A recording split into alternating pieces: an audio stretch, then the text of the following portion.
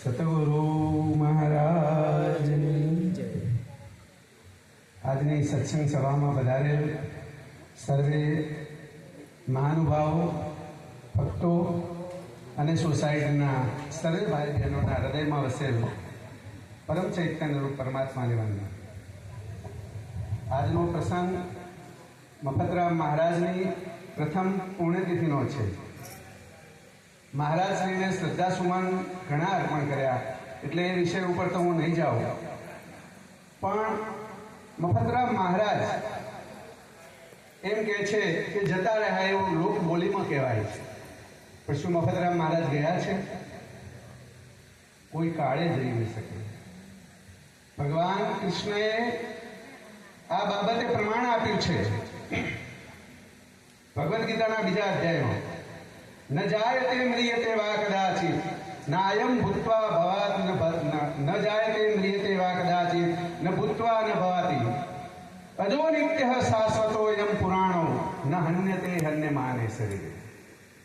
એટલે હે અર્જુન, આ આત્મા છે, ન જાયતે મ્રિયતે વા કદાચિત, કદી જન્મતો નથી અને કદી મરતો નથી. મરતો એટલા માટે નથી કે જે જન્મ્યું હોય તે મરે. શરીર જન્મે છે અને શરીર મરે છે, આત્મા મરતો નથી. એટલે જેમ ઘડો હોય અને ઘડો ફૂટી જાય તો આપણે એમ કહીએ કે ઘડો જતો રહ્યો, પણ ખરેખર ઘડાનો આકાર જ ગયો છે.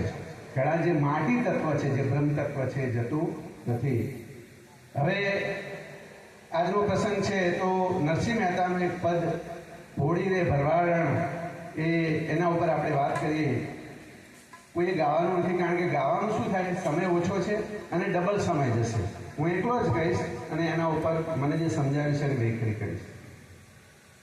નરસિંહ મહેતાએ આ પદની રચના કરી છે. નરસિંહ મહેતા ભારતની અંદર જે મહાન સંતો થઈ ગયા, અગ્રગણ્ય સંતો, એમાં નરસિંહ મહેતાનું શિરમોર સ્થાન છે. અને ભોળીને ભરવાડણ હરીને વેચવા ચાલીએ પદ જ્યારે લોકોના પાસે આવ્યું ત્યારે એમાં થયું કે આ તો સારું ભોળી ભરવાડણની વાત છે. પણ દરેક સંતના પદ હોય એની અંદર બે હોય છે, એક શબ્દાર્થ હોય છે અને એક લક્ષાર્થ હોય છે. શબ્દાર્થ દ્રષ્ટાંતનો હોય છે અને લક્ષાર્થ એમાં પરમ તત્વની પ્રાપ્તિનો એમાં ઈશારો હોય છે, એની શાન હોય છે. એ પદ હું રજૂ કરું છું. ભોળી રે ભરવાડણ હરીને વેચવાને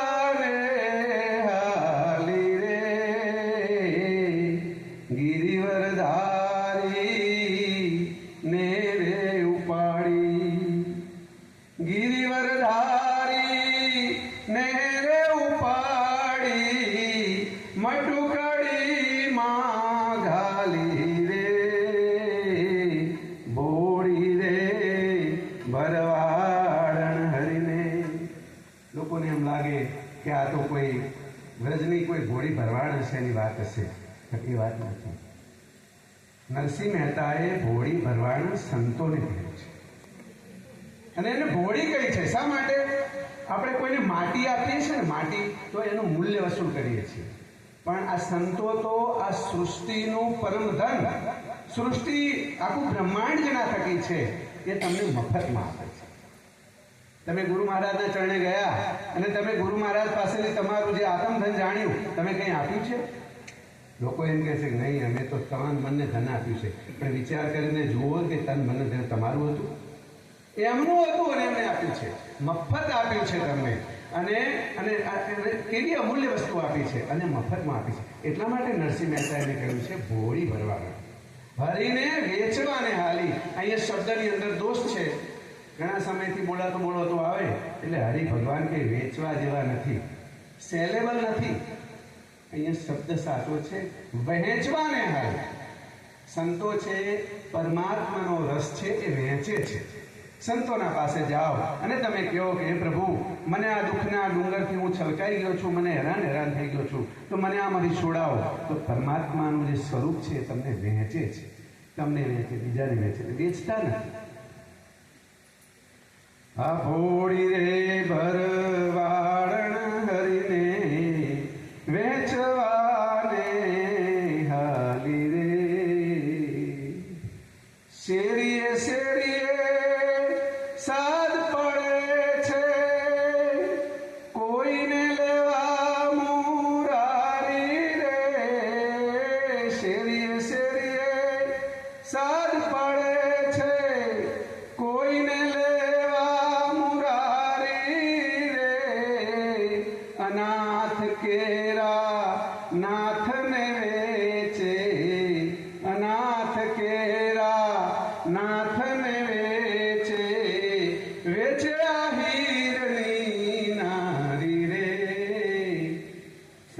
છે કે મુરારીને વહેંચવા આવી છે. મુરારી એટલે મૂર નામનો જે રાક્ષસ હતો એને હણ્યો એટલે એના અરી એટલે દુશ્મન એવા ભગવાન શ્રી કૃષ્ણ. તો પરમાત્માની જે ચેતના છે, વિશ્વ ચેતના, જેને નિરાત બાપુએ નામ કહ્યું છે, એને સંતો વેચવા આવ્યા છે. અનાથ કેરા નાથને વેચે. અનાથ એટલે શું? દીનહીન ગરીબ એની વાત છે. પણ આ માયા છે ને એનો કોઈ નાથ નથી. અને ભગવાન માયાના પતિ છે, એના નાથ છે, તો એને આ વેચવા ચાલ્યા છે સંતો. અનાથ કેરા નાથને વેચે. વેચે આહિરની નારી. આહિર એટલે સૌરાષ્ટ્ર બાજુ જેટલી આહિર જ્ઞાતિની ભરવાડો છે એની વાત છે? એવી વાત નથી. આ હીરની નારી. કેવી? હીરવંતી નારી, જેનામાં પરમાત્માની અનુભૂતિ પ્રાપ્ત થઈ છે એવી હીરવાળી નારી એટલે સંતો, જેને પરમાત્માને, પ્રગટ પરમાત્માને પોતાના સ્વરૂપ જાણ્યા છે અને અનુભવ્યા છે, એવા સંતની વાત કરે છે. એવા સંતો તમને મોક્ષ અપાવશે. જેની પાસે હીર નથી, પરમાત્માના ચૈતન્યની અનુભૂતિ નથી, એવા હીર વગરની નારીઓ, હીર વગરના જે બની બેઠેલા ઘણા હોય છે, ઘણી જગ્યાએ હોય છે, એ તમને પરમાત્માની પ્રાપ્ત કરી શકાવે. હવે આવું જ્યારે ફરતા ફરતા કહે છે, પણ કોઈ આ પરમાત્માને લેવા માટે રાજી હોતું નથી. જો ને આપણી સભા છે, કેટલા માણસો છે, કેટલા સંતો આવ્યા છે, ભગવાનને વેચવા જ આવ્યા છે ને, આમ તો લેવા માટે કોઈ તૈયાર નથી. આ સંસારની અંદર જે મોંઘામાં મોંઘું છે એ મફતમાં મળે છે, અને સસ્તામાં સસ્તું છે એનું બહુ મૂલ્ય હોય છે. વિચાર કરો કે 1 મિનિટ માટે આપણો શ્વાસ થંભી જાય, આ હવા ના જાય તો આપણું શરીર ટકે? ભગવાનને મફત મૂક્યું છે. બીજી બધી વસ્તુઓ કેવી મૂલ્યવાન છે. તો આવી વસ્તુ પરમાત્માના પ્રભુના ભક્તો સંતો વેચે છે, ત્યારે કોઈ લેવા તૈયાર નથી. પણ કોક તો ગ્રાહક હોય છે, કોક તો પૂછવા આવે છે કે પ્રભુ, એ સંતો તમે આ વેચો છો, ભગવાનને વહેંચો છો, એ કેવા છે અમને કહો તો ખરા. આટલું કહેતા તો સંતોના હૃદય ડરી જાય છે, તરત જ એના ઉપર વારી જાય છે. અને જે એમણે મહેનત કરીને પ્રાપ્ત કર્યું હોય છે, એમના ગુરુદેવોનું, સંતોના ચરણ સેવીને પ્રાપ્ત કર્યું હોય છે, એ તમને તમારું કરવું વારી. વ્રજનારી કે શું છે મહી, આ તમારી મટુકડી. મટુકડી એટલે જ્ઞાન. જે બોધનું જે પિયાલો છે એ જ મટુકડી છે. વ્રજનારી પૂછે શું છે મહી, અને મધુરી મોરલી વાગી રે. વ્રજનારી કે શું છે મહી, મધુરી મોરલી વાગી રે. મટુકડી ઉતારી માહી જોતા, બોધની વાત છે, મૂર્છા સૌને લાગી રે. ભોળી રે ભરવાડણ હરીને. તમારો બધાનો અનુભવ છે, જેને બોધ લીધો છે એને આપણે ગુરુના ચરણે જઈએ છીએ, અને ગુરુ મહારાજ મટુકડી રૂપે બોધ ઉતારે છે, અને એક ચરણમાં આવે છે ત્યારે તમારી વાચા બધું ભરાઈ જાય છે. તમે કેવા થઈ જાઓ છો? તમને મૂર્છા લાગી જાય છે. અને ગુરુ મહારાજ ટેસ્ટ પણ કરે છે કે ખરેખર આને વસ્તુની અસર થઈ છે. પછી કંઈક પ્રશ્ન પૂછે છે, અને તમે જો બોલી જાઓ, એનો જવાબ આપો તો તમે ફેર. અને જો તમે સ્થિર પ્રજ્ઞ મુક્ત થઈ ગયા હોય તો ગુરુ મહારાજ કહે છે કે સતગુરુ મહારાજની એવા માણસને. વ્રજનારી કે શું છે માણી, અને મધુરી મોરલી વાગી. જ્યારે કોઈ ભક્ત એને પૂછે છે કે પ્રભુ તમારી પાસે શું છે, ત્યારે સંત ઉભારી જાય છે અને કહે છે, હા બ્રહ્માદિક ઇન્દ્રાદિક સરખા, કૌતુક ઉભા પેખે રે. બ્રહ્માદિક ઇન્દ્રાદિક સરખા, કૌતુક ઉભા પેખે રે.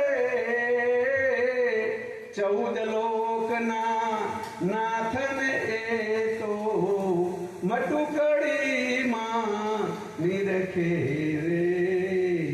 ભોળી રે ભરવાડણ હરીને. 14 લોકના નાથે આકાશમાં છે 14 લોક. 14 લોક એટલે 5 કર્મેન્દ્રિયો, 5 જ્ઞાનેન્દ્રિયો, અને મન, બુદ્ધિ, ચિત્ત અને અહંકારના જે સ્વામી છે આત્મા, એ ક્યાં મળે છે? આ મટુકડીમાંથી. મટુકડી એટલે ગુરુ મહારાજનું જ્ઞાન. 14 લોકના નાથને તો મટુકડી મળી છે. અને કહ્યું છે બ્રહ્માદિક ઇન્દ્રાદિક સરખા કૌતુક ઉભા પેખેરે. એટલે આજે આ બ્રહ્માની અને ઇન્દ્રની વાત છે એમ આપણે લાગે, હકીકત એમ નથી. બ્રહ્માદિક એટલે જેને શાસ્ત્રોનું જ્ઞાન મેળવ્યું છે, કોરું શાસ્ત્ર જેને મોઢે થઈ ગયા છે, અને ઇન્દ્રાદિક એટલે જે ઐશ્વર્ય વાળો છે અને સત્તા વાળો છે, એવા માણસો પણ શાસ્ત્રોને જેને કંઠસ્થ છે એવા માણસો પણ જ્યારે બોધની યુક્તિ જાણે છે ત્યારે એને અવાક થઈ જાય છે. આ વાત અહીંયા નરસિંહ મહેતાએ કહી છે. છેલ્લા ચરણમાં નરસિંહ મહેતા કહે છે